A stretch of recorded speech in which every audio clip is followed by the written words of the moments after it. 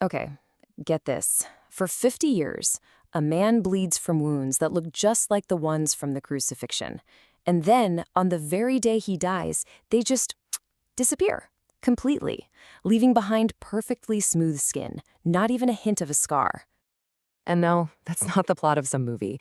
It's one of the most documented and most debated phenomena in all of history.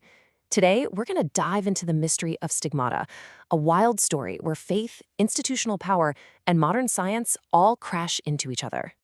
To even begin to understand this, we have to start with one person whose entire life basically embodied the phenomenon: Padre Pio.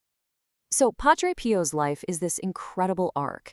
He was born in 1887, becomes a priest, and then in 1918, boom, something happens that changes everything. He develops the stigmata, the actual wounds of Christ. And for the next 50 years, these wounds would bleed. Then, on the day he died in 1968, they were just gone.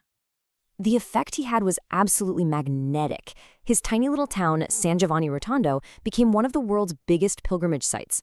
I mean, even today, over 7 million people visit every single year. That's more than famous spots like Lourdes and Assisi. He wasn't just a local priest, he became a global sensation. And what did Padre Pio himself think about all this? Well, he stayed incredibly humble. Whenever people asked him about the wounds, he'd just say it was a mystery to him too. For him, this unbelievable condition wasn't about his own suffering. It was a mission. It was a tool he could use to help other people. But here's the twist. While millions of people saw a saint, the very institution he belonged to saw something completely different. They saw a problem, a really big one. And this is the central conflict, right? For everyday believers, Padre Pio was living, breathing proof of the divine. But for the church hierarchy, a mystic who seemed to have a direct line to God, one who wasn't, going through the proper channels, was a huge threat to their authority. He was a potential source of total chaos. And let me tell you, the church leaders were not quiet about it. You look at the official papers from that time, and they're just dismissing these things as nonsense, fraud, and fanaticism. They didn't see something divine. They saw a dangerous kind of religious craze that needed to be shut down and fast. And the fallout from this was very real. In a letter to a priest who was supporting a stigmatic, a German bishop basically lays out all his fears. He wasn't just worried about theology. He was terrified of a total social breakdown, strife and enmity, as he put it, tearing his community apart. Okay, so we've got the believer's faith on one side and the institution's fear on the other. But what if there's a third way to look at all this? Let's pivot to a modern scientific theory that offers a radically different explanation. It's called epic cognition theory, or ECT, and the core idea is pretty mind-bending. It suggests that our minds aren't just passengers in our bodies, they're more like evolutionary architects. The stories we tell ourselves, the really deep, powerful narratives we live by, can actually trigger real physical changes in our biology. So how in the world does that actually work? Well, ECT breaks it down into 5 stages. It all starts with some kind of stressor, maybe an illness or a deep spiritual crisis. Then your mind starts running simulations to figure out how to deal with it. But here's the crucial step. The mind weaves that stress into a powerful narrative, a story. If that story becomes potent enough, it can trigger an actual physical redesign of the body. And then, in the last stage, that whole transformative story can actually spread to other people. So how does this all connect back to Padre Pio? Let's look at the same exact phenomenon through all 3 of our lenses now: the personal, the institutional, and the scientific.